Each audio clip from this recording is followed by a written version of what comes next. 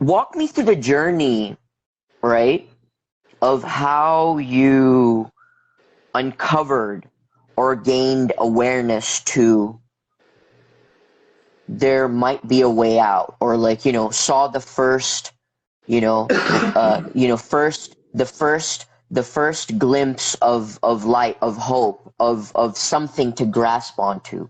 Walk us through, and the audience through that whole journey, turning point. Well, there was a lot of slow experimentations I was running on myself. And it eventually started ramping up, and I can get into that. But what's coming to my mind is there was this one guy on the internet, and I haven't researched him in a while, but his like website, or the way he basically introduced himself on the internet, was Chris Beat Cancer. That was his name, Chris Beat Cancer. Because at the time I didn't know what was going on with me, and the internet's one of the worst places you can go when you have no idea what's going on, and you just start researching things, because it will tell you ridiculous things. And doctors know this now, because they're like, you go in there and you tell them that you researched it on the internet, and they're like, oh my goodness, like, it's going to tell you you're going to die, and you're really not, like, they know you're not going to die, but when you're not getting, the answers from your doctor, you're still going to do your own, like, at least somebody who really wants to heal is going to do their own research. So they're going to try and figure it out, and they're going to have to go through that swamp of just like basically bad information.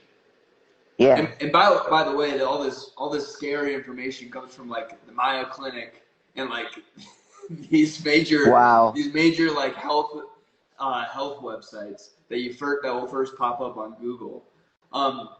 But anyways, I found this guy named Chris Beat Cancer, because I didn't know what was going on with me, but basically he was talking about how he recovered from stage 3 colon cancer, and how he did it. And he went through a conventional way. He got part of his colon taken out and removed, but he still knew that it comes back and people can, still die from stage 3 cancer in this way. So he took that approach plus a more alternative approach.